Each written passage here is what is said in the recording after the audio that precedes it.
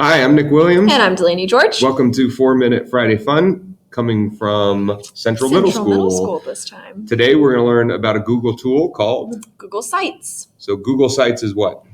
It used to be awful. It was a website builder. Really hard to use, but they just updated it in the last couple months, and now it's very user-friendly. Yep. So in terms of UDL, you can use it for an engagement piece. There's lots of pieces that you can integrate within the website. Mm-hmm. You can show multiple ways of representing materials through it if you build your own. But we think more importantly, it's a great tool for kids to build websites on, and they can work together. So all of the Google collaboration is in there. So it's not on your homepage or in your apps. It is, and again, kids have access to this too. It is sites.google.com. Or you can create a new one in your Drive by clicking new and going over to Sites. So these are kind of two websites that I was messing around with. And you have deleted sites, browse sites, but we are going to create, and we do not use classic, use new sites, and it will build a website for you. So we'll be pretty basic here in terms of what you can do, but all of the pieces here are on the right. So you can insert text box, images, upload files, embed pieces from different websites. You can grab things from your Drive.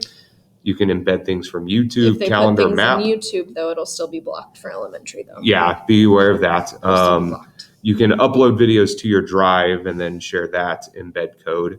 There's docs, slides, sheets, forms, and charts that automatically sync within your web page. So those are all the pieces you can kind of insert, embed.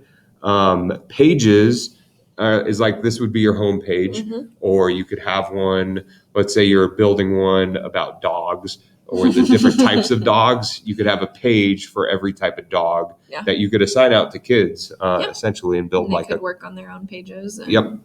What's themes? Well, themes are just the themes. There aren't very many. I will tell you that. You can choose font style and color, and then you kind of have some general themes. So this one is that simple, but if we want to do diplomat, it'll change it up to that. So you can change the colors and whatnot. You can change that. So the other pieces here that are important is you do need to title it, but the add editors. So if you want to add collaborative pieces, you can add it through that, which is in this add person button. The publish button is when you're ready to have it on the web. You do need to make a URL. So ours is site specific. So you can have students enter in a URL in there. You can make it available for just BCSC, which is what we would recommend, or anyone on the web, or allow my site to appear in search results. So you really have to monitor this if kids are building something that represents what they're doing in your class. Especially any like personal information or anything that they put on it. Be very, if you're going to put it on the web and make it searchable, you got to be aware of copyrighted materials and personal information. And then you can get site analytics, how many people are hitting there. This is the more button. They can take a tour. So if they want more than what this video gives. Yep. That's more way to get information. And that's really it. It's really very simple to build dynamic websites. The preview eye as well is kind of nice because you can look at it in a tablet or a mobile view. So there's multiple ways to look at what your kids have built. So if you're looking for an easy, secure kind of place to put these things that kids are used to, Google Sites. Absolutely. Thanks for joining us. Have a happy Friday.